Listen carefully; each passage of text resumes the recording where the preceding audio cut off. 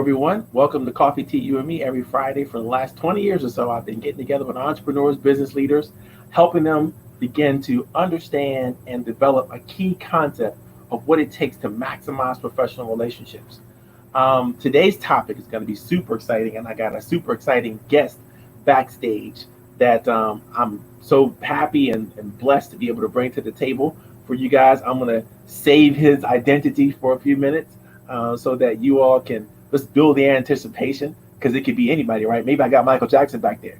In any case, it's going to be an amazing time for us today as we discuss literally the end, or sort of, I'm going to call it the roundup topic to the series that we've been working on for building your integrity. And this is a very important topic because as entrepreneurs, as business leaders, as associates, team members, friends, we have to make sure we're doing everything we can to maximize not just the concept of our integrity, but to build on it and to create trustworthiness. Integrity, I always say, Dr. Covey used to always teach us that integrity is self-trust, right? It's what you know that you can count on yourself for. You know whether or not you have integrity. You know whether or not in any aspect of your life, any aspect of your business, any aspect of your professional relationships, where you have loads of character, loads of credibility, and trust. You can trust yourself to honor your own promises and honor the commitments that you make to yourself. That's the mark of a person of integrity. Now, you elevate that when you start working and dealing with other people, you become trustworthy, meaning they give you the trust that you're worthy of. Now, it might be based on your personal sense of integrity, but they don't often know what that is unless you figure out a way to create the language, create the culture, create the environment by which that integrity can be expressed. That leads me why I created the topic that we have today. Today is the end of, like I said, a 7-part series. We're talking about TrueVOICE. And TrueVOICE is a system that I created. And I created the system because as I begin to help people understand how to maximize their networking relationships, how to create advisory councils, mentors, how to make sure that they have good team members and people that truly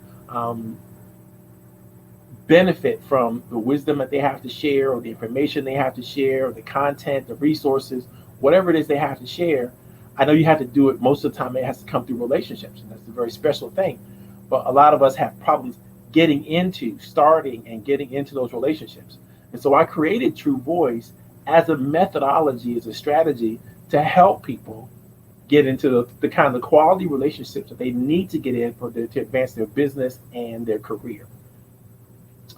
And so I began to think through, what does it take? What information does a person have to develop trust? So that led me into a lot of books, a lot of reading, a lot of training, asking a lot of questions to a lot of professionals. I literally, when LinkedIn was in its infancy, they had a Q&A section to it, and I asked the question, to a lot of mentors and proteges, what is it that created the trust that you have with one another? And they came back with lots of information. But that information allowed me to consolidate and develop this program called TrueVOICE. Now, it first started out as an interview. Learning how to interview potential mentors, potential project managers, potential leaders, potential board of directors or council members, anybody that might have a vested interest in what you do, is sort of something that we all have to be good at doing. And then there's an art and a science to it. And it turns out that TrueVOICE is that great science, right?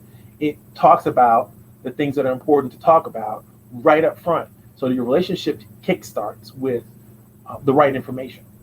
It's not about small talk. It's not about warming people up. It's not about, trying to figure out how to get in. It's once you've agreed that you want to get to know someone, you can use the TrueVOICE process. You can use it as an interview type of process.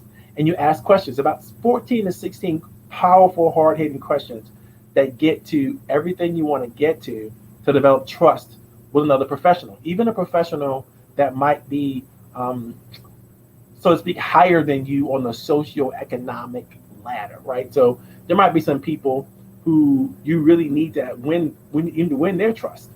And a good way to win their trust is to conduct the True Voice interview with them. Ask them about their vision. Ask them about the obstacles that they see, that they're facing. Ask them about the instinctual matters or the intuitions they have to bring to the table in order to create the energy needed to overcome the obstacles.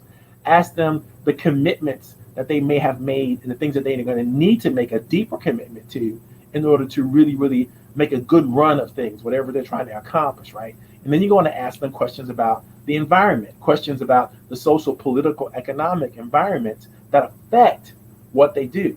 Now, over the last few weeks, we've gone through each and every one of those 5 phases of True Voice, so to speak, and in great detail. And if any of you all want to go back and look at previous episodes, you can catch me on YouTube, you can catch me on Facebook. If you have any questions or comments throughout this particular topic today, feel free to ask questions of me, questions of our guest presenter who will be along with me shortly. These are great questions to ask. So feel free to chop it up in the chat. Make sure that you are putting your information in the chat. So if you have a content, something that you want us to get to, something you want us to see or talk about, feel free to announce yourself in the chat. I will do as best I can to let everyone know who you are or give you a chance to spotlight yourself. If you'd like to come on camera and make a comment or have a thought or a statement that to what we're talking about, feel free to ask for that. If you request that to me, I will probably send you a link back where you can get backstage, and then we'll let you on stage from there.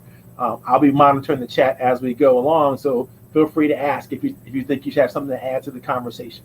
Okay, so for most of you all, you should be able to go ahead and grab the course material for today. Today's course material is to say today's course material in either your Facebook or your YouTube channel. If not, I'm going to repost that right now just to make sure that if you came on late to the show, you'll still have a copy of it.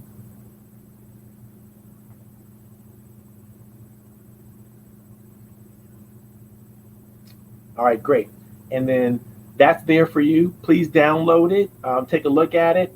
And we're going to just give it a brief overview to it, so we're not going to go deep into that. But one of the things that's wonderful about True Voice that I discovered along the way is not only is it a great tool to use as an interview, it is a great tool for you to use personally to begin to ask yourself the questions and to begin to build and articulate your story. When people meet you, what do you say that allow them to truly get an understanding of who you are and what you're about? And your ability to answer those questions, your ability to talk through those questions, which we're going to get into a little deeper today, is key to develop an understanding for you. And that is important for so many reasons.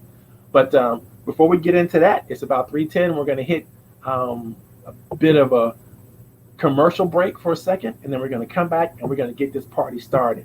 I hope you guys are having a good time so far. I know I am. Check this out.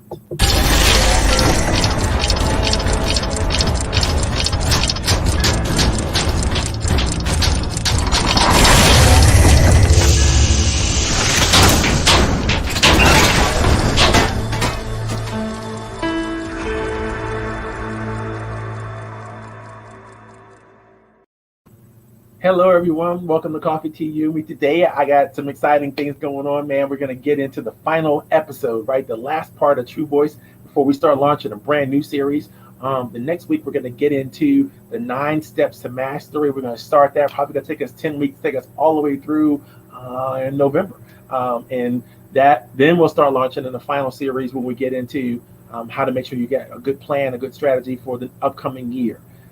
And we'll deal with that as well. So we got a lot of fun stuff going on. For those of you all who want to catch up to where we are today, you want to go check out a couple of back episodes, you can check us out on my YouTube channel. You can check us out on Facebook, and you can get all the back reviews for everything. I appreciate you. Please, if you can, like the content we're dealing with today. Go ahead and subscribe if you're watching us on YouTube. And more importantly, I want to hear about you. So in the chat, if you can, as you log on, tell us who you are, where you're from.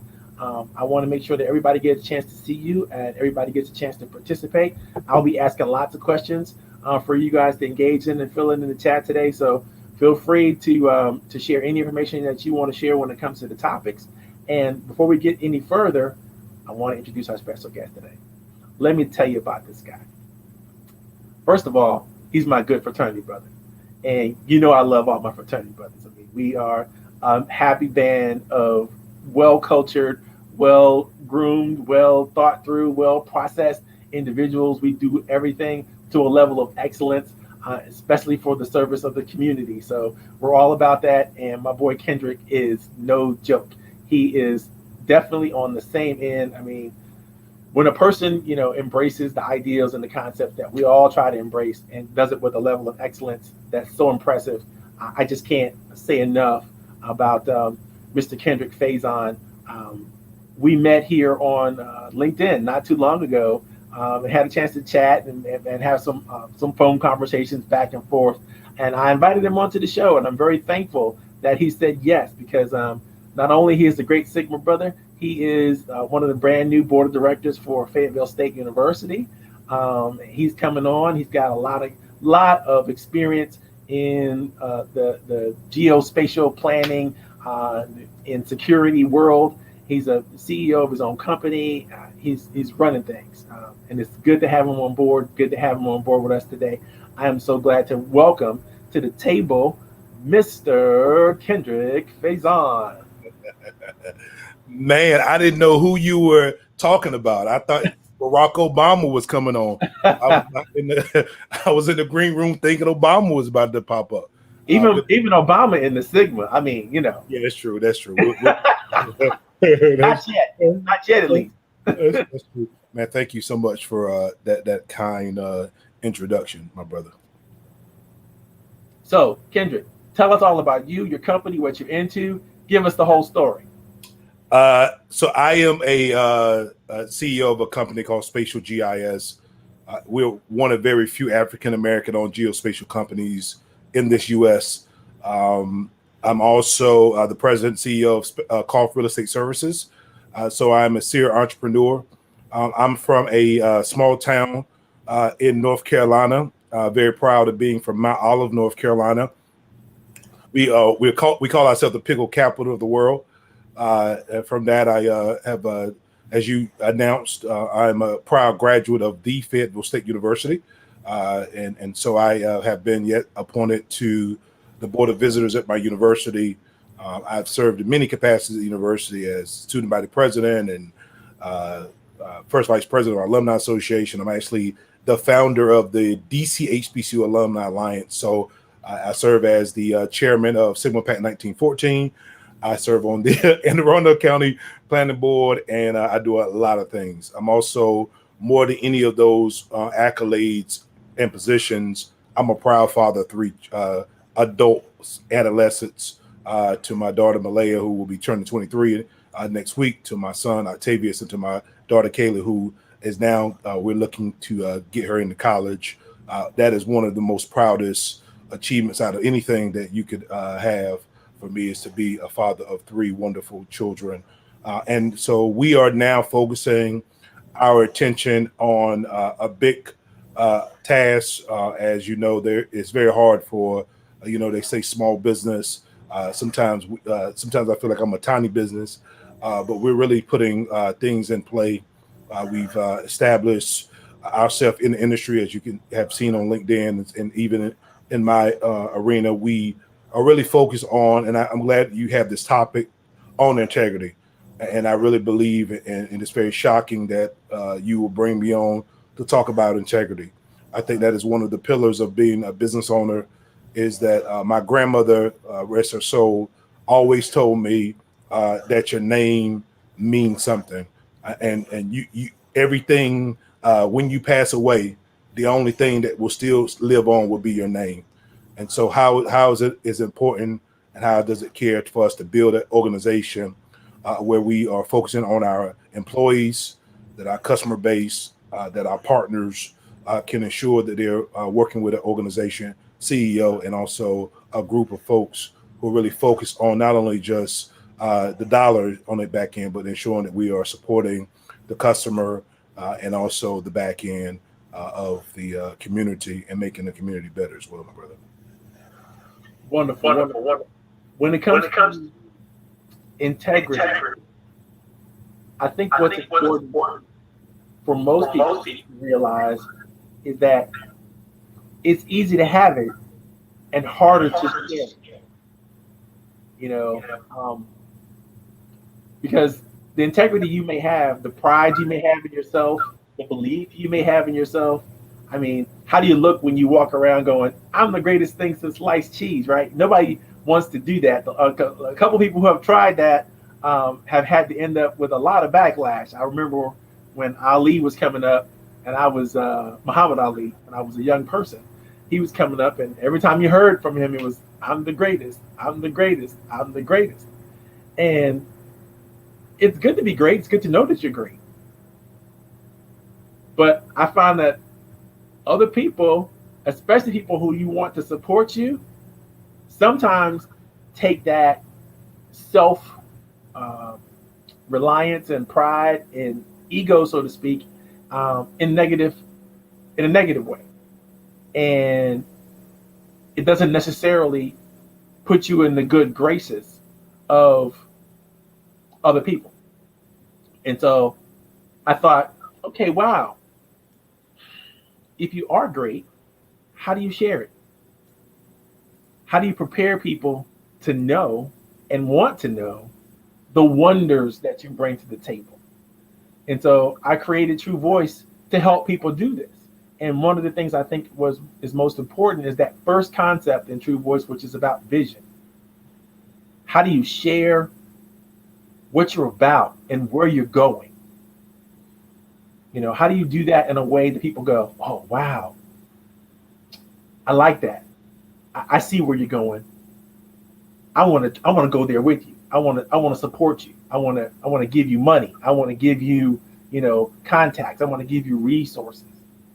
How do you do it in a way that people can receive it without sounding egotistical, over dramatic, or, somehow so into yourself, right?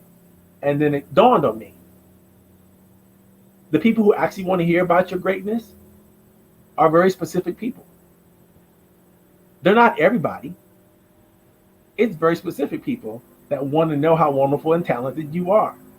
And these people are already primed to appreciate the gifts that you bring, whether it is your education, your competence, your style, so to speak, whatever you bring to the table. There are certain people who naturally would appreciate it, who naturally would benefit from what you have to share. The trick is to find those people, which is why I created the TrueVOICE interview. So, because it's easy for us to say, okay, if I could win this person's support, and you could see that they have the right stuff. They have something that you need. They have resources, they have tools, they have experience, talent, whatever that you need, that if you can figure out how to win them, then you may have access to those resources, which should help make you stronger, right? That makes sense. So the trick is, how do you get into that relationship? How do you identify those people, and what do you say when you meet Oprah for the first time, and you know that she just can break open a little Oprah love for you, and the world would change, right? What do you do to get into that relationship? And so the first question we have in TrueVOICE, the first couple of questions we have in TrueVOICE are all about vision. They're all about helping people articulate and establish and share where they're going. So if I were talking to Oprah, I would ask her the question, hey, Oprah, if everything was perfect for you, if everything was magical and working exactly the way you wanted to work, all your dreams are coming true, everything is clicking, can you imagine that? She's going to say yes. Tell me, what are you going to be able to be, do, and have then that you can't right now? First question in the TrueVOICE interview is all about helping people come to a point where they can articulate their vision. Because when they can do that, there's something for them to talk about. So let's talk about what that feels like on the other end. If somebody asks you a question like that, they're obviously interested in you. You know, it feels, it resonates with a willingness to try to understand who you are and where you're coming from, right? Where you're going. And, you know, once a person begins to answer that question, then you could go, okay, I hear you. I see. You want to do this thing. You want to do that thing. You want to do it for this reason. Okay, you can see yourself. These are things that now you can start to really get down to the heart of that person's character, right? You get to, when a person tells you their dreams, what they fantasize about, if everything was perfect, they're also giving you a gift to, a key to who they are. And they may not have ever done that with anybody, really, in the moment that they're in, because you might get lucky enough to catch them in a moment where they're absolutely clear about who they are and what they bring to the table. What do you think about that, Kendrick? Yeah, and listen to everything, and I'm actually looking at a question. But one of the things I'll say, the Bible says, "Without vision, the people shall perish." Right. But one of the things I also say is a vision is a portal to the soul, and so many times and oftentimes it is very hard to convey vision if a person really cannot relate to anything in your vision. And so sometimes we have to, there's a book called For Dummies, right? And so sometimes we have lofty goals, we have lofty visions, but we have to sometimes not really dumb that down, but find talking points. So in Oprah, understanding where she's coming from, her background, having an end to Tennessee State or having an end to journalism or her time in Baltimore. We call it small talk, but it's really not small talk. It is ways to Connect. And I think that when you are in a room full of folks who come from different backgrounds, we all have commonalities that we all share. With me and you, we would say it's go mob, right? It's a commonality. If I saw somebody at Fayetteville State, I'll say attitude check. If I am in Mount Olive, I'll say, hey, have you had your pickles? Right. That's a common introduction to it. And you have to take a person on a ride. One of the some of the best visionaries and people that convey vision is preachers. As we go to a Sunday morning, I don't know. I've never met Jesus Christ, but I've been in church long enough to know how he looks and what he feels like, and all of those things. And so those kind of conveyance, and even in books, how good writers write books and good actors portray characters. Denzel Washington is Denzel Washington, but I promise you, Denzel Washington has been 30 people, and he has a complex because I don't know which person Denzel Washington is, but the person who wrote the script had a vision that put whoever it was. It didn't have to be Denzel Washington. Could have been me, but I'm not an actor, and so those are the type of things I think that when we talk about vision, especially in the entrepreneur perspective, but even in life, that we have to take people down the road. They call it storyboarding now, right? It's a new word, storyboarding, right? We have to put these things together. The old folks used to have it when you did this. It was called a flip. The flip charts or whatever that allowed you, as the pages went on, it showed the vision.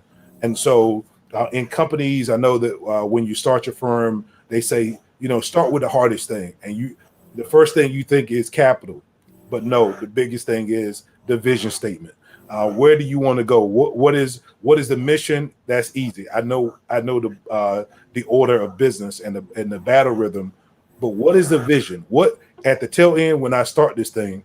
What does this thing look like in the end? And so I think there are different ideas. There are different pathways that I think that from this entrepreneur perspective, especially for new entrepreneurs.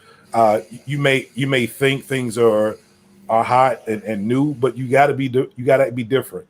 And so, in being different, how can you convey that to people that are going to want to give you capital? 2, want to work for you. 3, they want to be your support. And the major thing is somebody that wants to buy from you. And so I really believe that it is very important that you have that you set a clear path, not for just you. Many times when you, as an entrepreneur and a business owner, it makes clear sense to you. But if you really cannot show the people exactly where this thing is going, nobody would jump on. That is so true. That is so true. Have you ever bumped into a situation where somebody's trying to explain something to you and they're just so excited about it, but when you hear it, it's like absolutely making no sense to you? It's like who framed Roger Rabbit?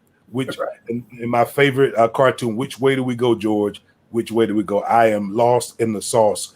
And so, yeah, I've had multiple situations where in looking at it, I thought I was right on point. But when you open your mouth and started to tell me where we were going, I felt like I needed to pull the trigger, the bus thing, and I had to get off because you're taking me down the wrong path. I will do this to a person in a heartbeat. When they start to go there and obviously they have something they want me to do. They have something they want me to understand. There's something they want from me. And there's a reason why they're talking to me, right? They may have captured me in a networking moment and I'm caught in their little light for 15 minutes or so, and I can't get out, right? So I got to listen to them. But I try to help them. And that's one of the reasons why I started the TrueVOICE process, because the TrueVOICE process gives me the tools, the questions to ask them to get them in line with something that I can understand, and then offer them at least a listening ear without the confusion that they might want to share. They might want to share a ton of stuff, but my brain only has a certain amount of capacity. So I'm gonna clear them up. I'm gonna like, okay, let's focus. If you were absolutely to win this moment, whatever this moment is to you, what would that look like? Draw me a picture. Draw me a mental, emotional, picture where I can see where this is going. Because if you can't do that, it's like you said, who framed Roger Rabbit? Like we naturally, and I want everybody in the listening audience to know this, we naturally want to help each other. It's a human tendency to want to help somebody get to where they want to go. Just imagine if I do this illustration all the time. So if you've heard it, if those of you in the listening audience, you heard it, I'll just ignore it because I'm gonna say it again. Imagine if you're at the pump and somebody asks you for directions to get to where they need to go, and they're desperate. They had a job interview, or they're late for a wedding rehearsal, or something's going on with them, and they're desperate. They got to get where they got to go, and they see you, and there's another human being, and they desperately come up to you and they say, "Listen, I'm trying to get to this place. I don't know where I am. I don't even know. I'm lost. I don't know what to do. I don't know where to go, but I have to get there. Could you help me?" I'm going to go out on the limb and say the natural tendency for every human being is to desire to help this person. The problem is, if you can help them, you're more than likely to help them. But if you can't help them, what you now are is frustrated that they have asked you for help and you don't know where they're going because you just stopped to get gas just like you, like they might have. So, you can't help them, and you have to say, "I'm sorry, I can't help you. I wish I could. Maybe somebody inside could help you." But every time somebody shares where they're going and what they're up to, there's an opportunity for somebody who can help them to actually help them. And so it becomes the key to the person who needs to develop a team, who needs to develop an advisory council or board of directors or some kind of venture capital. It becomes incumbent to you to learn how to use the right language in sharing your vision with the right people at the right time. And the way you can begin to start that process is by first identifying who these people are.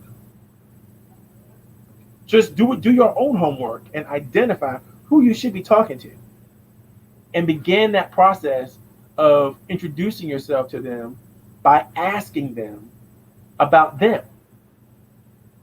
When you ask a person about themselves, even if it's you only got 5 minutes or 10 minutes, I'll ask you a quick question about, what your company is and where you're going with this thing, then you're showing an interest that allows them to then return the favor and show an interest in you. When they ask you what you're up to, where you're going, this is not time to fumble the ball. Right? This is the time when you need to step up. I have a wonderful example I give to friends of mine who are looking for mentorship. And I tell them, the last thing you want to do is identify somebody who could and maybe even should be a mentor of yours, and then sight unseen pounce on them and ask them to be your mentor, be their mentor. That is where you want. That's what you want. That's where you want this relationship to go. And that's a vision, so to speak. I want you to be my mentor, right? Okay, clear. That's clear. That's what you want. Here's the problem. They don't know you like that. You don't have an idea about what kind of time they have. You don't have an idea about what kind of capacity they have. If they're willing to even take on a protege, you have no clue. They didn't come applying for the opportunity to be your mentor. You sought them out, found them. So now you got to figure out a way to get in the right conversation with them. And, you could talk about the Redskins or, whatever little small talk all you want. That's never going to open that big door. Because that just goes into traffic and the weather and what football season it is. And, pretty soon, you're not talking about anything that's meaningful. And that's what the person now sees you as, somebody who has a whole bunch of useless information, right? So you want to get right to the point. Listen, I know you're busy. I'm certain that you don't have time. I'm very impressed with what you've done in the past. I see a little bit about your history. I followed you a little bit on LinkedIn or Facebook or whatever that is. I would love to just ask you one question that might help me further my career. Would you be interested in just spending a couple seconds answering a question for me? Asking for permission is the greatest gift that you can give to the person who's going to say yes. Because what are you asking them? You're asking about something that they're already expert in. You're asking them about something they already have some level of mastery, some level of discipline, some maybe even a painful story they can share with you that might help you avoid some of the traps. But don't make it a long mentoring session, just a question. You can do this via email. You can do this via social media. It doesn't require a massive effort. But what we're doing is we're beginning a relationship. Call it dating if you want to. But you want them to give you to share with you that vision. You want them to share with you some vision of where things could possibly go. And you want to show appreciation for that vision. You want to show gratitude for the gift that they imparted. If it was just advice, an opinion, a thought, a story, something that was relevant to the goals that you're trying to hit, which is to be connected with them, to be their friend, to be an associate, and you're going to want to make sure that you take it slow, but you take it purposefully. You don't want to meander around and go, well, let's go out for drinks, but never get to the point. Let's go out, let's have a strategy session, and you never get to the point. Let's have a phone call or a Zoom conference or whatever, and you never get to the point of asking. Listen, I was fascinated about this, and this would really help me if you could share this idea with me. Kendrick, what can people ask you about and ask you for that would be a slam dunk all the time, every time? You would automatically gravitate towards sprinkling a little bit of that Kendrick Faison fairy dust on them and give them some of that wisdom. What would they have to be talking about?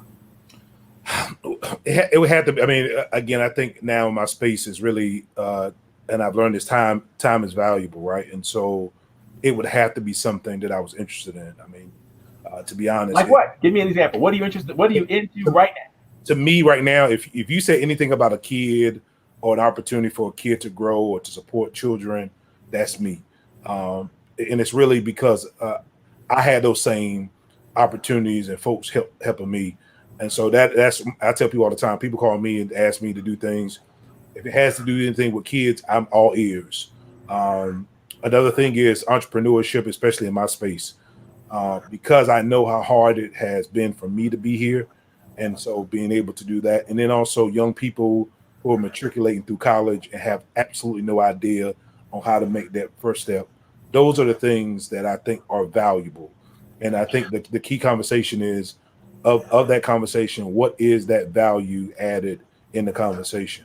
And then there's another book, and I hate what I do hate is when I do go in to say, hey, this is what we can do. And then you revert and tell me the same thing. And there's a good book that I pray that people get. It's called, this book is awesome. And the book's title is called Shut Up and Listen. And I think that is one of the best things that any person that is asking for a person's advice is to ask and shut up and listen. And it's not that you are being subordinate to the person, but you need something from that person. I think you also said a very cute piece about this as well, is to be thankful. I've learned this out of anything that you may not have in abundance is the word thank you. The word thank you costs you $0, but if you use it as much as you can, it'll change your whole perspective in your business world and your life, because people don't. My bishop says this at my church. People don't have to be nice to you, and it's just nice to be nice. But remember that people had to. It took a lot for a person to get where they're at, and so they can't drag you behind them, because if that was the case, they would have to drag everybody else. And so I always learn to get a piece from one person, a piece from this piece, and there's a pie, and you get a slice, and if you get 10 pieces of the pie, 10 pieces of the pie, you have one whole piece of pie. But remember in business, time is money and time is value. And we're always trying to do two things. We're trying to make more money, but we're truly trying to get more time. Absolutely. I agree with you 100%. I had to share this with you. My good friend Nancy is on the line, and she says, I like this Kendrick person. Of course you do, Nancy. Because Nancy's good people, and good people recognize good people. That's really what it's all about. Nancy also shared a couple thoughts that I want to share with Kendrick as well. She said in the chat here on Facebook that if you want to mentor, you might want to find out before you ask them questions about being mentoring. Just start to ask them some questions, and how they answer their questions might give you some indication that they might be open to deepening and furthering that relationship and maybe taking it into a full mentor protege type of relationship. Now, that's wonderful, because I was about to say, as Kendrick was talking, people who could be supportive to what you're looking to do often give you indicators if you're paying attention to them about what they're open for. If you read my LinkedIn profile, you're going to notice fairly quickly that I love small women-owned and minority-owned businesses. You're going to notice that. You're going to notice that I'm a Christian. You're going to notice that because I put Bible quotes in there. You're going to notice that because, I might also be Jewish or Muslim, so you might not be able to figure that one out. But you're going to notice that I support the community with the organizations that I belong to or the things that I support. When I show it, and I put that stuff there publicly on my social media pages, because I don't want people wasting my time with things that have nothing to do with who I am. You can ask me questions all day about what it is I believe in, what it is I care about, the things that I'm interested in. Like Kendrick said, you could do that. But now, if you ask me a question out of left field, that shows me you haven't even done your homework. You haven't even looked at the stuff that I put out there publicly for people to see. Because I can tell by the way you ask me questions. Like, oh, you don't know who I am. You're probably trying to sell me something right about now. And you haven't taken the time to do your homework. You got no juice, man. You got nothing coming. Can I add to that? And this is in my head. It is cool to be a copycat, but it's more important to know what cat you're copying. Everybody ain't for you. Success. One of my mentors, Dan Pena, says success leaves clues. But for real, everybody's success story ain't for you. Everybody is not for you. Every mentor that you think are mentors, they make good. There's a difference between a mentor and an advisor. And sometimes people that you really need to keep close to you need to be your mentor. And those people that you want to strive to may be advisor. That we call that the friends and the acquaintance. They're good friends and they're good acquaintance. But in business, they're good. There are mentors and there are advisors. And I have both. I have mentors and I have advisors. And when I need to, put my head down, shake my head, and say, "Oh God, I'm about to go in this room and ask this question," they're advisor. But when I'm naked as naked can be, and I really need to expose who I am, expose the issues that I have, that's my mentor. So I think that there are multiple levels of going back to vision and your obstacles and these particular things, but there has to be a conversation about, again, what type of person is going to be there for a reason, but truly there for a true season. And so those are the type of things when you are even squaring people up, and you should never. And I think this goes back to what you're saying, Marvin, is that never go to somebody when you don't know nothing about the person. That is the most craziest thing I could ever. You go up and a person says, "So where am I from?" And you're like, "I don't know." Those type of, if I was a rap artist and you could tell me every single and sing my songs, you got me. If you tell me, if you go to Spatial GIS and tell me what's on my website or tell me, my background, listen, I'm busy. I had a meeting to go to, but you know what? I'm gonna carve out 5 minutes because I know it took you longer than 5 minutes just to get my information. So I think those type of tools and nuggets, I think people need to understand that again, people don't have to do nothing for you. You got to be very kind and gracious for those individuals' times as well. That is, you just literally described the law of reciprocity at work. If somebody takes the time to invest in you, then it's almost like a social or spiritual connection that you have to give them something back. And that's just kind of how the universe works. And I think a lot of people forget that because they want to take, but they don't want to make a contribution. And you have to be willing to make a contribution to anybody who you want to make a contribution to you.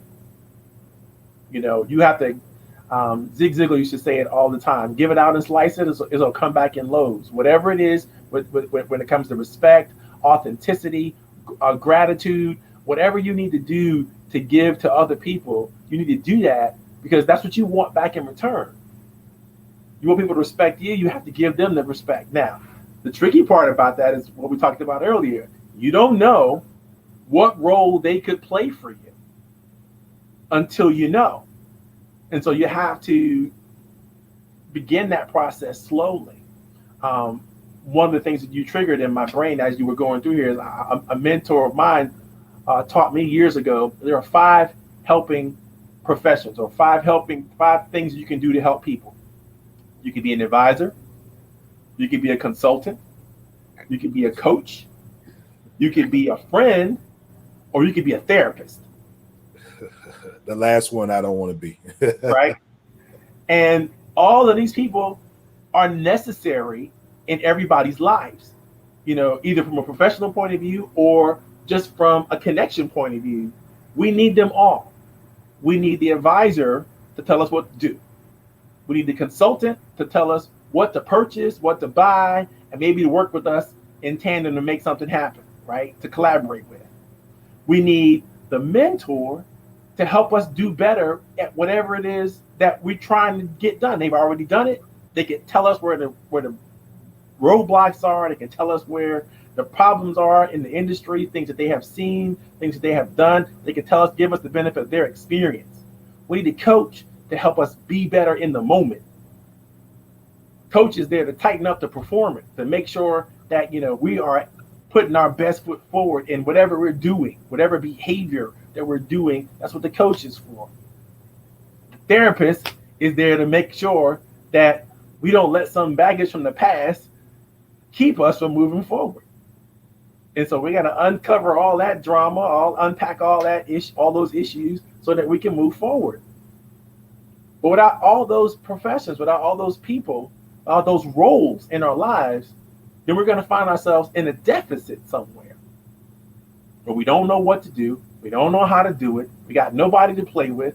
We got nobody to help us out, and we're all alone. And that is, for me, the typical entrepreneur story that I'm trying to help as many people as I can not allow themselves to tell anymore. There is no such thing as I did it my way. There is no such thing as it's me, it's my way, or the highway. It's all a we thing. And listen, Marvin, Jesus himself had 12 disciples. Jesus had 12 disciples. And so if Jesus had 12 disciples, the president of the United States has a cabinet. Right. I don't know any leadership structure in America that has one CEO. Right. There is no way possible that you can do it. I did want to add to a couple of things to your conversation. That one thing I think in all of this is even before you're stepping up to somebody, one of the things I think I was told early in my path in entrepreneurship is showing up at 75% of the battle, right? Just being there, having the guts, gall to step out. Entrepreneurship is absolutely one of the scariest things. As I think I probably told you, I left a very plush GS-14 job in the federal government to start with nothing. And so sometimes it is the real emphasis, the strength, the gall, the understanding, and the boldness that you have to just show up. And sometimes showing up, it will do that. Another thing I think that most people don't understand is, and this is a philosophy I live with, is not only does thank you don't cost you anything, hello doesn't cost you as well. And I say this to my children. I said one hello can change your whole life. On the other end of that hello, you don't know who that person is. He could be a multimillionaire. He could be the vice president of Amazon. He could be the vice president of Apple, or whoever that person may be. Kind gestures matter, and if you don't think they do, they do matter. And so sometimes when you are in a position where you feel like you just got to be nice and be kind to people, I also subscribe in the Norman Vincent Peale approach of the power of positive thinking. This world if you just sit back and watch the news, you don't need to do anything but gloat and think you can't make it. Especially as African Americans, we feel that the color of my skin will never stop me from winning in this game. What will stop me is Kendrick facing losing and giving up. And I think that one of the things, even in vision and talking about the true voice, one of the true voices in all of this is you. And so sometimes you got to get in front of that mirror. In the Bible, they got an old song that says sometimes you got to encourage yourself. And it's good to have a mentor. But if you don't have it, if you don't love yourself, if you don't, again, have the vision, if you don't have the path, too many people won't follow you, because you are, whatever you say out of your mouth or whatever you do is just a mirror of what people are going to follow. So I'm going to say this, so we get to the next phase. The next phase of True Voice is about obstacles and helping people to uncover, understand, and share their obstacles. When you can get somebody to do that for you, when you can get somebody to tell you, look, this is a major obstacle that I'm facing. I think I'm prepared for it, and here's what I'm going to do about it. Um, they're giving you a level of authenticity that they don't have to give you. When you said this earlier, and it's a gift. They're sharing something of personal with you that helps them actually trust you, because if they share it with you, then they may not have shared it with anyone else. That's why the True Voice interview process is so important, because when you can ask somebody about what their vision is and what their obstacles might be to achieve that vision, they get to tell you things that they may not have told even the closest people in their lives. And that helps them fall in love with you, basically. If I'm going to share this information with you, I'm going to share my obstacles with you, then I'm already giving you a vote of confidence. I'm already making myself available, and actually making myself vulnerable, because you can take that information and use it against me. But it's a vote of confidence, and it's a vote of trust. So think about that. Well, the listening audience, if you don't mind, put it in the chat. What is it? If you had to pull out one obstacle that, if you could clear, would make all the difference for you, what would that be? I can tell you, for me, is making like at least 2 or 3 of the best event planners on the planet just to fall in love with me. If I could come up with the 2 or 3 best event planners that do all the association planning, do all the work for them and all that kind of stuff, and make them fall in love with me, I'd be golden. Because what's going to happen? They're going to invite me to speak at the conferences. They're going to make sure that I get marquee presence. I'm going to get a chance to get in front of some of the people that I need to get in front of anyway. I'm going to get in front of them anyway, but it would make it so much easier if those event coordinators or event planners were already in my corner. I don't have them now. I'm going to have them soon. But if there's somebody out there who can help me facilitate some of those relationships, and I'm not talking about Johnny Joe, I just got started being an event planner. I'm talking about somebody who's already got contracts with conferences that are up and coming, planned for the next 10 years. Those are the kind of event planners I need to get next to. Professional conferences, doctors, dentists, lawyers, accountants. Those are the type of people I need. Those are obstacles. It's an obstacle right now for me. If I can overcome that obstacle and win those relationships, can you see that how much more bankable I would be as a presenter, as a speaker, as a trainer, as a coach? You see, it makes logical sense to have me in their back pocket, to be able to pull out and go, you know what, I got a guy who could do an excellent keynote presentation, or I got a guy who could do maybe a sidecar presentation for the group to teach them a little bit about this thing or that thing or whatever that is. That'd be amazing, right? My job is to go out and find and create and structure those relationships. But if there's somebody out there who can help me, win for me. Think about it for you guys. What would be a key person or key in industry, a key person, any obstacle, whatever it is, that if you could overcome this obstacle, what might it be?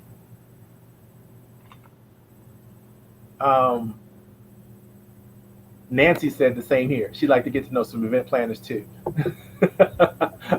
I saw that in the chat. But it can be anything when you think about it. The point is, the more you share those obstacles with people who are empowered to do something, it's just like asking for directions. People will jump out of the woodwork and go, oh, I got somebody. In fact, that happened a couple seconds ago in the chat, right? A friend of mine just said to me, there's another friend of ours who probably can help you with that. She's retired, so that's not going to work. And I was praying they were going to drop something in the chat for me, but So you got an obstacle you want to share, Kendrick? Yeah, man. Listen, I'm not too proud to beg, man. I most definitely. I think one of the biggest things for us is capital. Is I wasn't bankable. I'm a father of 3, child support, and all this other thing. I'm very transparent. Credit score was horrible when I first started this company. And so we've just been in a position that we've just been walking on faith, and God has been showing us the ability to do so without the capital. If you You see a lot of people. I tell people all the time behind the scenes. If you look at Spatial, we have zero debt because we ain't got no money. But really, I think the biggest thing is not only that. I think the biggest obstacle is for me now in this season of growth. We are now, the plane is now. We're past this. Getting at the gate, checking onto the plane, taxiway, and we about to take off. And so one of the things I want to have is people around me who, and I do have that. I have that for most definitely people that have excelled and as an entrepreneur and have done very well. But I think one of the biggest things for me is ensuring that that when we take off, that we're taking off and understand that there will be turbulence. And when that turbulence comes, there'll be people around me that can tell me, which way to turn the rotor to ensure that we don't dip out of the opportunities that's coming in front of us.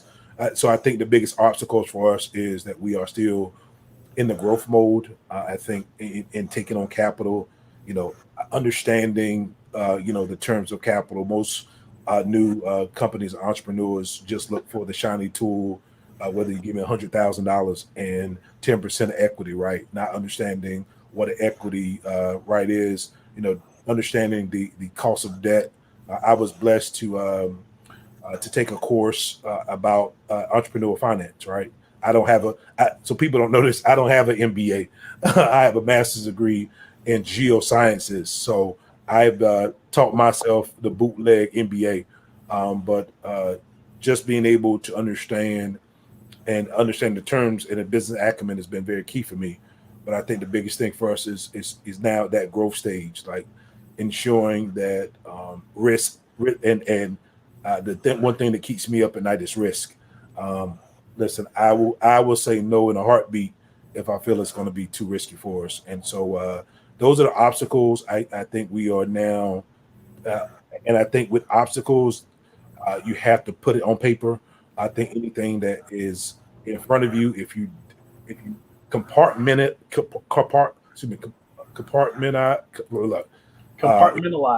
Thank you. If you do that so much, there is no vision. And so I think everything that, even when we talk about the interview, and I got it right here, is that we need to put it on paper.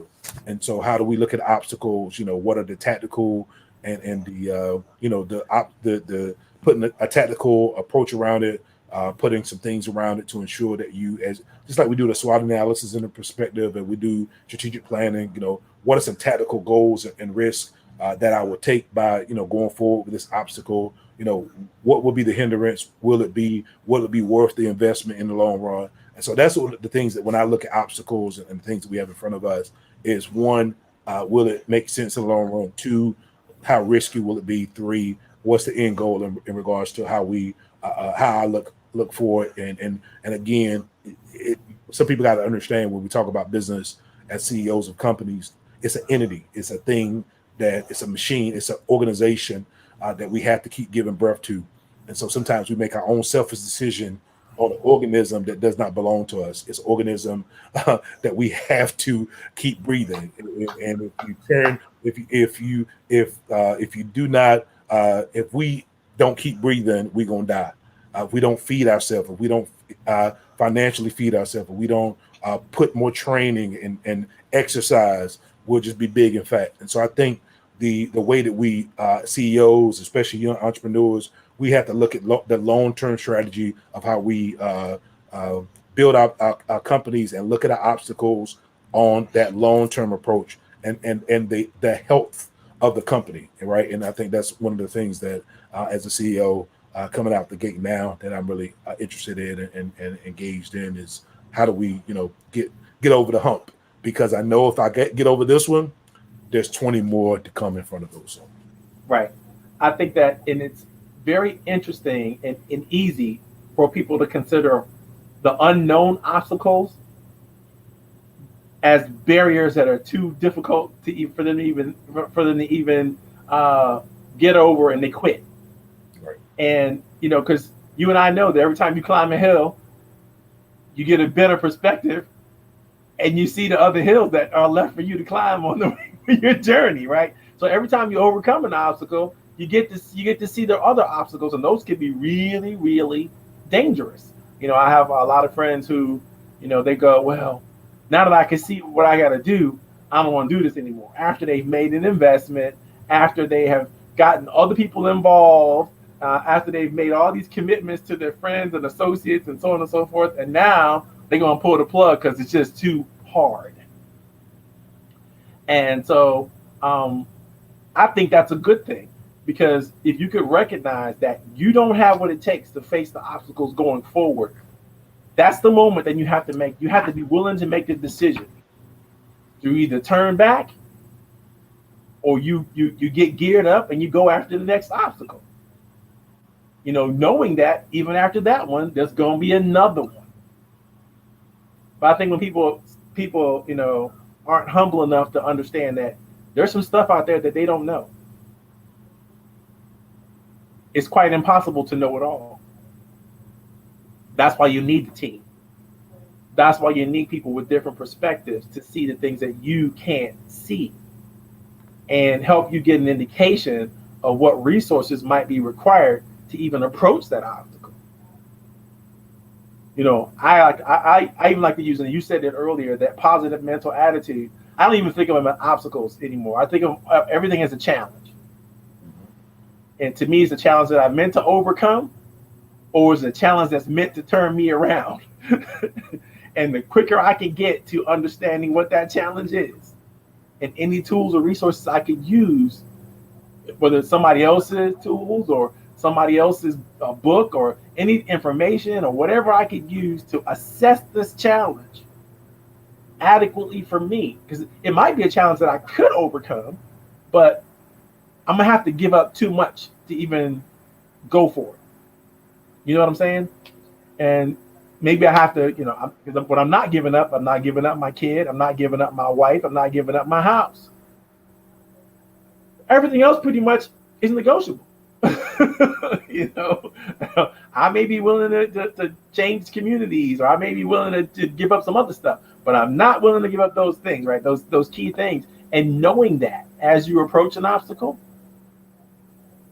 gives you sort of a backstop. Like, I'm gonna go at this hard, but I'm only gonna go so hard. There's only so much I'm gonna sacrifice to go for this obstacle. But the point of talking about obstacles in True Voice is to get to that point where you're having that authentic conversation with someone. Because again, when someone's sharing these things with you, you can develop a higher level of trust, because they're talking authentically from their character. They're talking about the things that make them tick, the things that worry them or concern them. Even if they're prepared for it, knowing that they're prepared for it gives them credibility, gives them the space to develop a valid contact in everything that they're doing. So I think it's key, and that's why I developed the system. The next question in the True Voice system is about instincts, but more in the instincts, it's really about the furtherance of your instinct, because your instinct is your first initial thing that you feel that impacts you, right? That's your instinct. But the more you have these instincts, the more you use these instincts, the more they become intuition. And intuition is the thing that you know. Even if you can't prove it, you feel it. And your ability to articulate the things that you have high levels of intuition around gives you a serious credibility to anyone who's actually listening. If I start talking geospatial design and construction and thought process, Kendrick will blow me out of water with his intuition in this space, right? I would put him against any professional in the space and know that he can hold his own in conversation for sure. And probably they could go to a place of creativity that neither one of them could have done by themselves. Because if you've ever seen two masters play a game at a high level, even against each other, all of a sudden the game elevates to a place where nobody could have predicted it's going to go. And that's what happens when my intuition and your intuition and somebody else's intuition, when you come together and it's in a similar vein, you start seeing things from everybody's different perspective. That's where creativity, innovation lives. That's the space where you can get to something new out of something old. It's not going to happen as much by yourself. It's the synergy of the group, it's the synergy of the team that creates that opportunity. So those of us who get good at having these true voice conversations, by the way, I've had thousands of them, and I know the ins and outs of them all because I designed the program, but I tested it. I don't design anything and not test it and throw it out there for everybody else to consume. That's just kind of like stupid. But but when you think about intuition, where is your gift? What do you know about your craft more than anybody? By the way, intuition is not something that you measure against someone else's because it's yours uniquely. No one else can speak to your level of intuition except you. So when I say better than anyone else, I really don't mean better than anyone else because you don't know what anybody else has when it comes to intuition. What I mean is to a level that you're impressed with yourself. You didn't get it from a book. You didn't get it from training. You didn't get it from experience. It's just there. And you know that it's there. I mean, all the combination of your experiences and the book things you read, the things you understand, all make up what makes your intuition. But this is uniquely your spin on it, your thought about it, your feeling in it. Does that make sense? It's very, very important. If a person can articulate where they're truly gifted, you know a lot about them that a lot of people don't know. And if you can help them by asking them those questions, you can basically help them discover stuff about themselves that they have never discovered. And I often tell people the True Voice questionnaire is a time of reflection that people don't normally take because they're so busy swinging for the fences. They're so busy being busy that they don't take the time to sit back and reflect. And this is a moment where if you're taking 20 minutes or 30 minutes to talk to them, then you might as well throw those obstacle questions out. Not the obstacle, but those intuition questions out. Asking them like, what do you feel is going to happen in your industry and why? What do you see the future of this thing being? And what do you need to do to secure yours? What do you know you need to do? Now, we talked about the obstacles earlier, but now we're talking about how you're going to handle them. What does your intuition say to you that gives you what you need to go at them? Or do you need some shoring up? Do you need some help? Do you need some resources that maybe you don't have right now that would give you a sense of comfort? That's what those intuitive questions are all about. Making sure that those intuitive ideas and concepts make sense are key to understanding each other. And I don't know if you've ever worked with somebody or talked to somebody who has had such a keen intuition on something that was vitally important to you.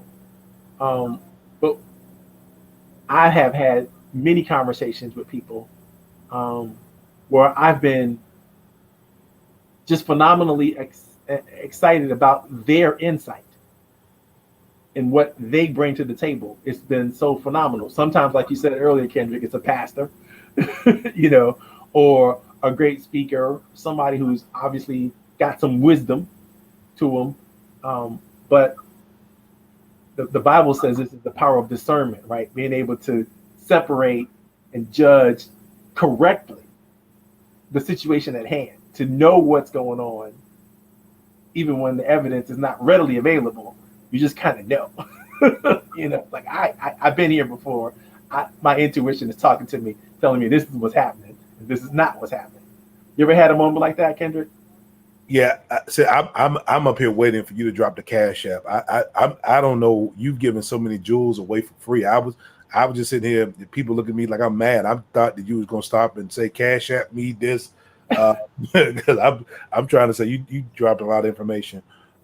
In thinking of this, man, I think intuition, for me, in the perspective, I don't know if I'm from a little small town. Again, going back to my hometown, Mount Olive. I have 3 degrees. I've been in the White House. I've been everywhere I probably shouldn't have been. But some of the best life skills and skills that have helped me be where I'm at now came from people that never had a degree. My grandmother, my auntie, my uncles, the wino on the side of the street.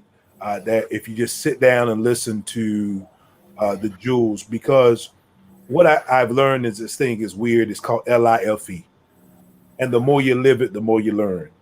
And so I've learned this is in my midlife crisis that you got to get a piece from everybody. It's good. Listen. I listened to Dan Pena and Norman Vincent Peale and a lot of thought leaders on one end. I go to Farrakhan. I go to Dick Gregory, and even still, I told you I go to the Wino because one of the things that will make me strengthen my knowledge on life and obstacles and issues is because Dan Pena hasn't lived in a situation like me. The wino didn't go to Fayetteville State.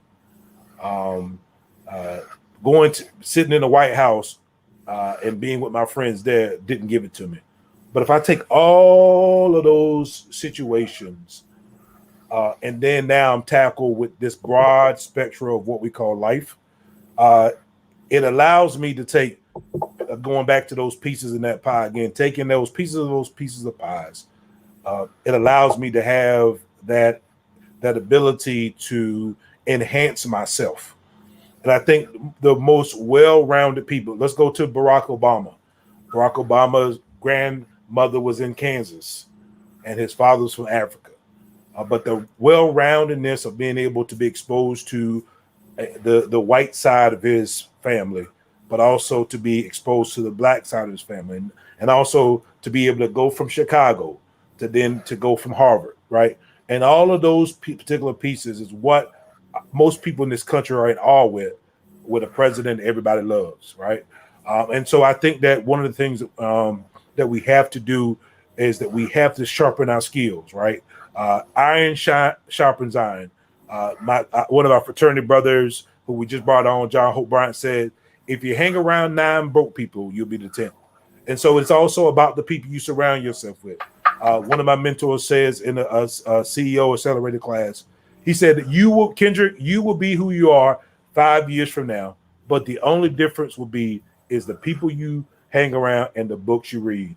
And so those are the type of things when we talk about ourself and our sharpening and our goal sets and trying to achieve. It is really the summation of your path. And it says, "Thou shalt not walk through the shadow of death, for I will fear no evil." And I think one of the things that thing that hinder us in the entrepreneurial spirit, just in life, is fear. What is it? Fear is things appearing to be real, right? False impressions of things appearing real, right? And I think once you have been exposed, once you expose yourself and those intuitions that you have about success, well, I shouldn't be here, or my mama was, my daddy is. That matters nothing when you continue to have vision. That through your vision, through the obstacles that you go through, those two things right there will give you the intuition to know that you can drive on. But you got to have faith. So faith and fear can never be in the same room before. If fear is there, faith says I gotta go, and when faith is there, fear says I can't come in. And so those are the two things I think that as we go forward in life or in the pursuit of my good friend Chris, the pursuit of happiness. Chris again had to go through so much. But now Chris, I saw Chris maybe a couple years ago at John Hope Bryant's conference. Just like me, I'm wearing a custom made shirt, right? But Chris was suited down all the way custom. But Chris, it wasn't about the custom suit that Chris had. You had to turn around and see where Chris came from to know how Chris got the custom made suits. And I think one of the issues I think with entrepreneurship and looking at mentor is that sometimes we, in our intuition, that we look at what we see in front of us, the shiny tool, the sharpness of an individual, but we never turn around to see where that person came from. So I think that those are some things I think that as we starting to perfect ourselves, there is nothing perfect. Even the perfect thing has a flaw in it. And people don't understand the most of the stuff that people buy that says it's perfect. It's not perfect, and we spend more money. We spend more money on things that's not perfect than things that we think are perfect. Right. You know, did you not see the thing that Jay-Z had said that was that painting, the most prettiest paintings in the world that we pay money for is the ugliest creations in the world, right? People put more money in ugly things than they put in pretty things. And so we really got to understand that we have to invest in ourselves, invest in people, and also at the tail end, remember that Rome wasn't built in a day. That it will, if you don't have you don't have the strength to persevere and to know that anybody that you've seen, Rockefeller didn't do it, Carnegie didn't do it, Robert Kiyosaki from Rich Dad Poor Dad told you that he started out poor. And so everybody has a rags to riches story. I just don't want to. I want to be on the richer side because I've been in the rags for too long.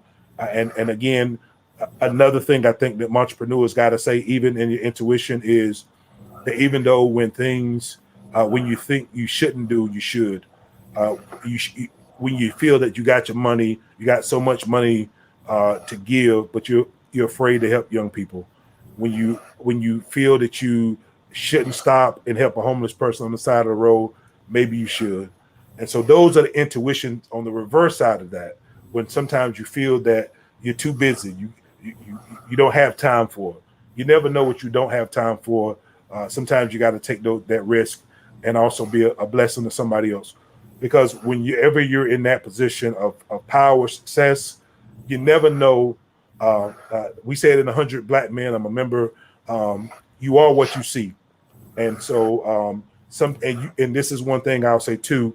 I was in graduate school, and Natalie Cole and her husband Bishop Dupree, I was having dinner, and Bishop Dupree brought a homeless person in the restaurant, and Bishop Dupree left, and the restaurant was going to kick the guy out, and Bishop Dupree said, "No, you won't." But what Bishop Dupree didn't see was a little boy from Mount Olive looking at him. And sometimes in any action and whatever you do, you never know who's looking. And so those are the type of things, those small nuggets that we talked about, is you don't know who's looking at you. And so those are the things I just want to drop nuggets to you in this conversation. I think this is perfect. And if you don't drop the cash app, I'm about to tell them mine. So one of the things that you reminded me of, and it's a great question. When I'm really trying to get to know someone, I'm going to ask them, where does their intuition come from? I see you have insight. I see you have some intuition on this thing, whatever it is. Where does that come from? And I let them tell that story. Because when they tell that story, again, there's an authenticity that comes through that they get to share, maybe for the first time, maybe in a way they've never shared it before, definitely to a person they've never shared it with before. And it cements and drives our relationship forward. So it's an incredible thought process to engage people in and to get into with people. The next part of True Voice is, okay, so now you know the vision. You talked about the obstacles. You talked about intuitively what they think they should do, what they think they're going to do or want to do.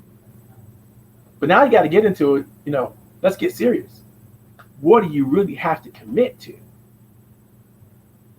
Because it's all pie in the sky until you get down to what are you going to do?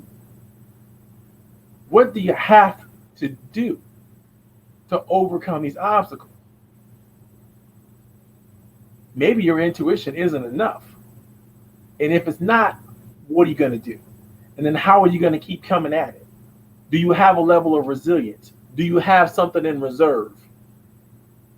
I'm a big believer in reserves, right? Do you have some talent, some gifts, some resources in reserve that you can bring up when you need to? Because you never know when we get a, I don't know, pandemic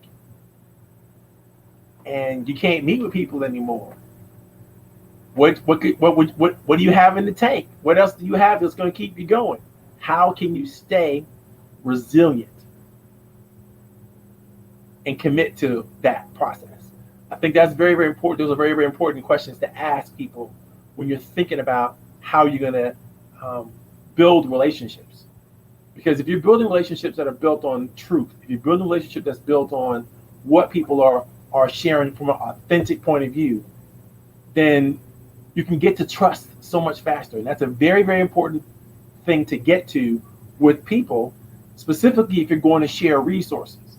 And as entrepreneurs, you don't have a choice.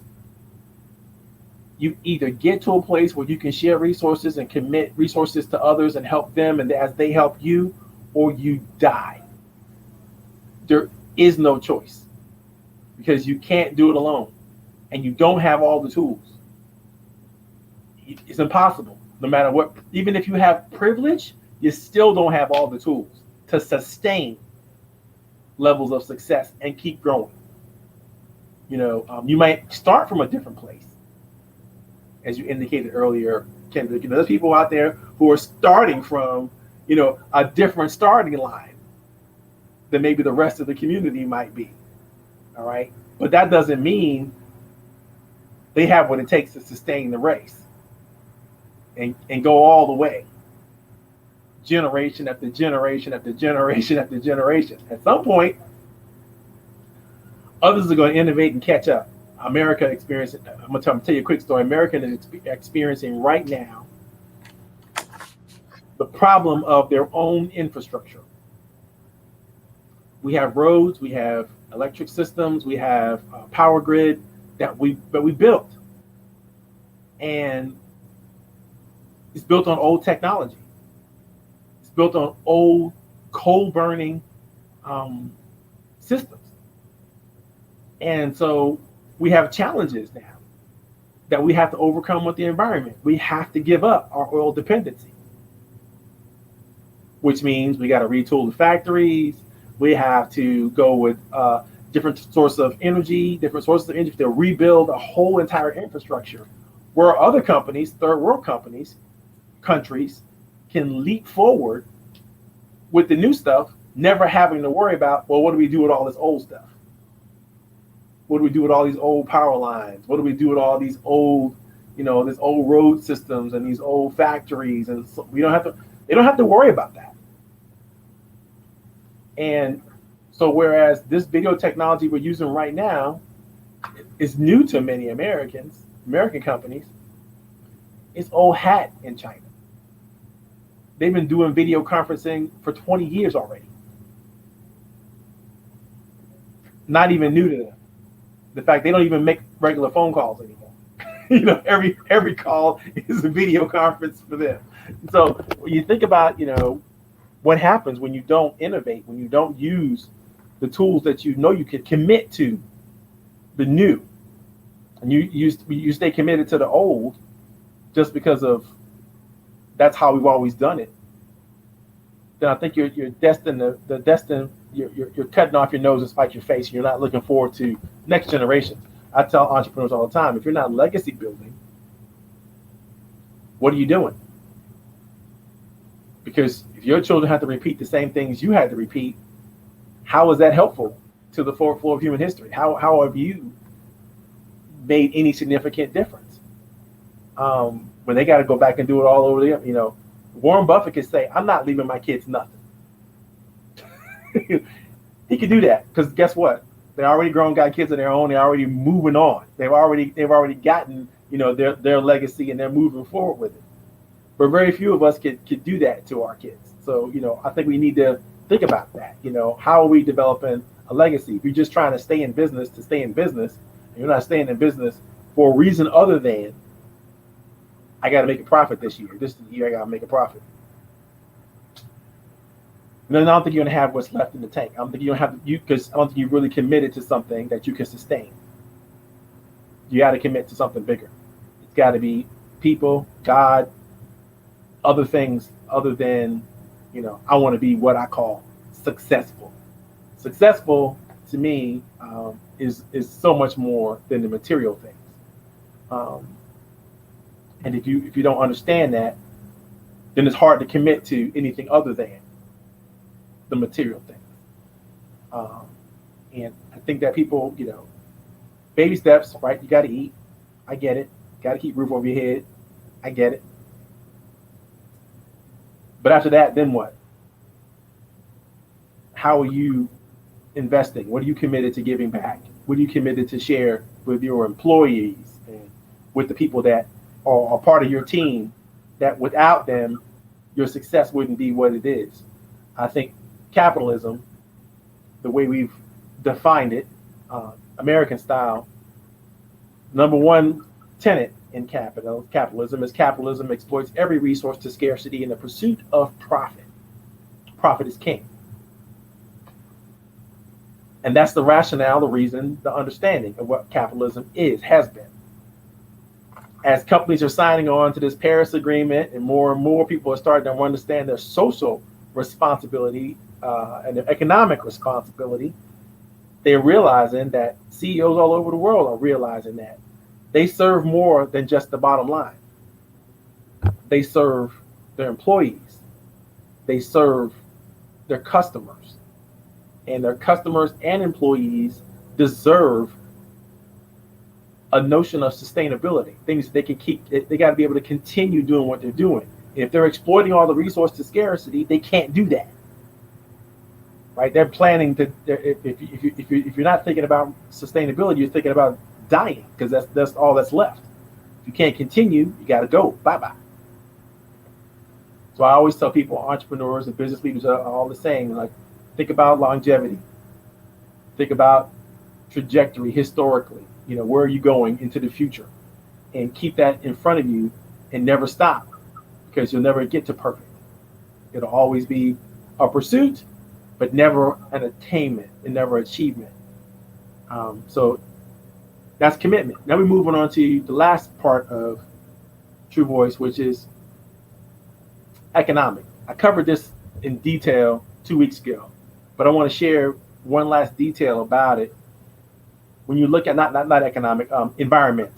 When you look at the environment, you look at several different aspects of the environment. You're looking at the social environment, you're looking at the natural environment, you're looking at the economic environment, and the political environment. All these things affect what everybody has to do. We all exist within these environments. The thing we can't do is ignore any of them. If we ignore the political environment, then we do harm to ourselves. If we ignore the economic environment, we do harm to ourselves. If we ignore the social environment, we do harm to ourselves. And certainly, when we continue to ignore the natural environment, we sign our own death knell.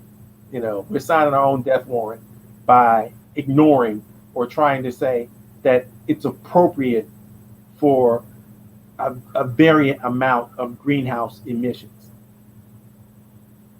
We should have zero tolerance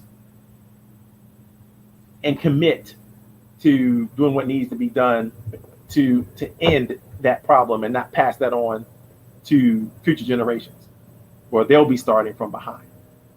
So not to preach, but when entrepreneurs, business leaders that you're interviewing or talking to have no thought about how they're going to respond to the various environments that quite literally they have the best opportunity to engage and respond in, that says a lot about who they are.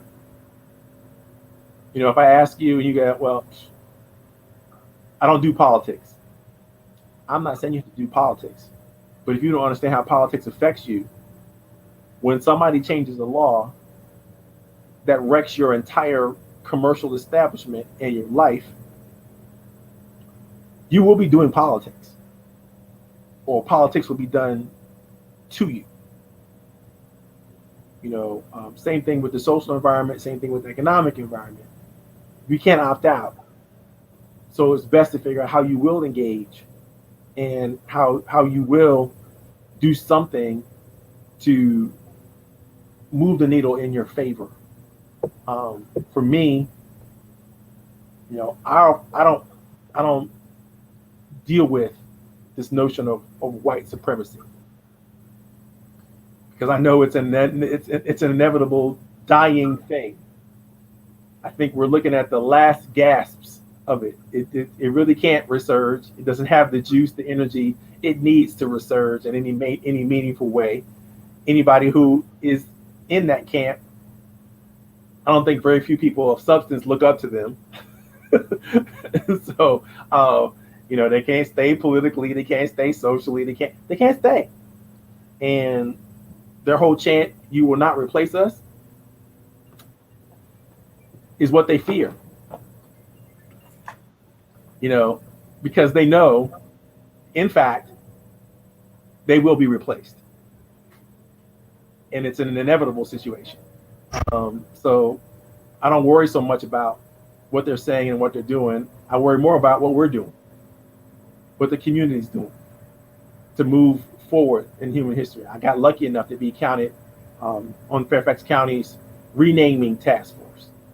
So we're going to look at what we need to do to rename some of these Confederate roads that were named after Confederate heroes. It's a fun process, but I think a necessary process. Because I heard a story of a young lady who moved into a neighborhood that was named, it's the Mosby area. Her area is named after General Mosby. He's the gray ghost that the Confederates, say is just an amazing person, right? He was an amazing soldier, a great general. I think I studied him in ROTC. General Mosby is huge. Actually, Colonel Mosby. He's a huge hero for the Confederate cause. But should we name a neighborhood after him today? Should we allow that to happen?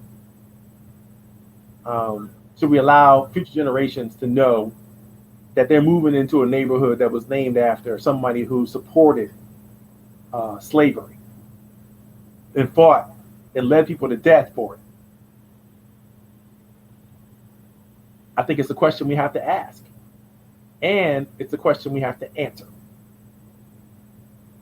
If we don't answer to it, we just pass on the problem again to the next generation. We can fix it now, and I think we should. It should be named something they can be proud of, not something they have to be ashamed of. And those are the things. So if you think about the True Voice questionnaire, if you think about the True Voice interview, you want to come to the conference that we're doing in October. It's a great opportunity for anybody to jump on board and kick it. We're going to have a great time. We're going to have a full day. Kendra, are you talking? I think you're on mute. I'm on mute. I was on mute. Okay.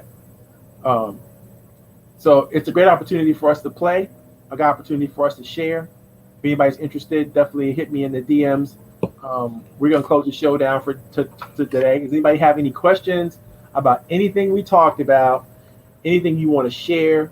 Go ahead and put that in the chat. Nancy reiterated again her love for Kendrick. I think I'm losing one of my best friends, man. Nancy, I love you back, baby. I love you back. I'm losing one of my best friends to you, bro. I'm just letting you know. Listen, she's in good hands. Like all state, she's in good hands, right? She's in good hands. She has been a fan favorite of mine, and now I have to share it with you. I don't know if I like sharing Nancy. I don't know. Hey, listen. We gotta talk about this. Listen, I'm gonna let you have it, dog. I'm gonna let you have it, dog. I'm just gonna mosey on over here on the left side and get on out of here. Fun stuff. Okay, so if anybody else has any questions, feel free to put them in the chat. If you don't, it's okay. I appreciate you. And we're gonna count this down in a couple seconds. Kendra, I'm gonna put you backstage. If you want to hang out a little bit backstage after the show, love to do that with you. Other than that, guys, we had a great time. Great show. Hope you had a good time. Again, if you want to find out some information about the conference, I should have it in the chat. Let me make sure I post it again.